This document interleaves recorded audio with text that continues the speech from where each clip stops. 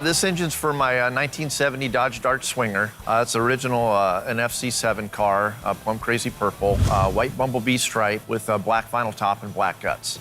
This one here I'm going to do all original. So it's, it's an original 344 speed car. I don't have the actual numbers matching motor. Still trying to locate it. I got some rumors of where it might be located. This is a date coded 1970 340 that I bought with the car. I got an A833, A-body 4-speed transmission, bell housing and everything. I went ahead and went through the motor. The cylinder bores were almost perfect on it. I just line honed it, re-ringed it, put new rods and main bearings in it. I'm really excited about starting it up. I'm hoping, everything goes well. You got that anticipation, and inside, and nervousness and everything else. So I'm excited about running it. I just, hope everything goes well. Doing your motor? Yeah, brought my motor ends. What are you doing with it? Gonna throw it on the engine run stand. Hopefully it was in between motors, so I figured this would be a good time to bring it down, get it on the run stand, and keep my fingers crossed everything works good, and then get it stripped down and get it over to you and see if you can. What color?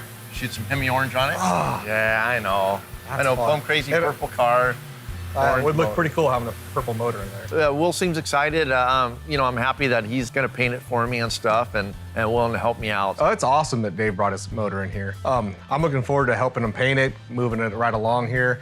Not too happy about the Hemi orange because every motor we do is Hemi orange, but I'm still working on them. I do want to paint it the body of the car.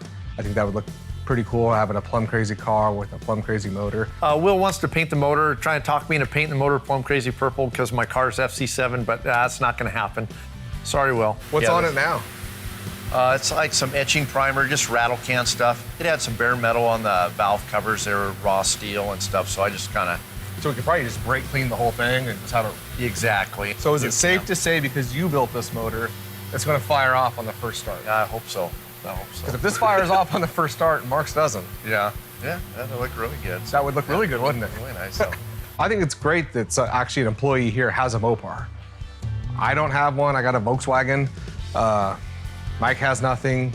Ryan's got box, Nova, something. Mark has that 69 green Charger, but we all know he's going to end up selling that. So this is the first time an employee here actually has a car that's going to run through the shop. So I'm pretty excited to be a part of it.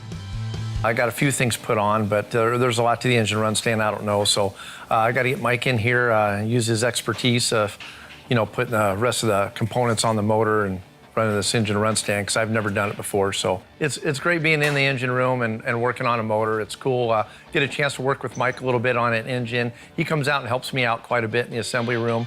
So it's kind of nice to come in here and have him help me out with my motor and get it fired off for the first time. Got a radiator topped off. Oil pressure looked good. We kind of just lit it off for a second in there, rolled it outside. So let's fire this baby up.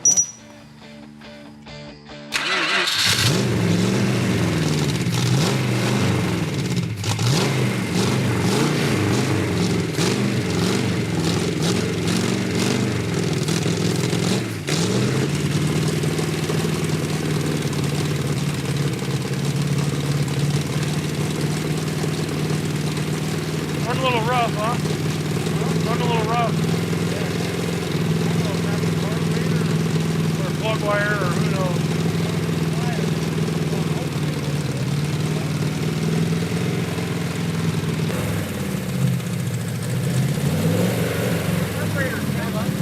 It does, huh?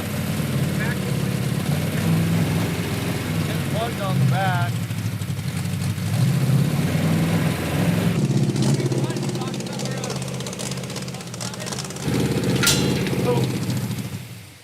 Woo! You all right? Yep, warm. Got my knee there. Radiator hose gravy there. Yeah, blew the cap out of the thing. Thank you very much. It was the plug. Oh. Hey, imagine that sucker hitting you in the ball. Oh, God. That's a ball shot. Yeah. All right, that's fine because they're getting ready to shut off anyway. That was a scary sound. That kind of freaked me out when I first heard it. I know, and then water coming, you're like, oh, there goes the head. That's scary. So I just let go. Oh. We'll do a carb swap on it. That carb was kind of plugging up a little bit. We have issues with it on the vanishing point motor.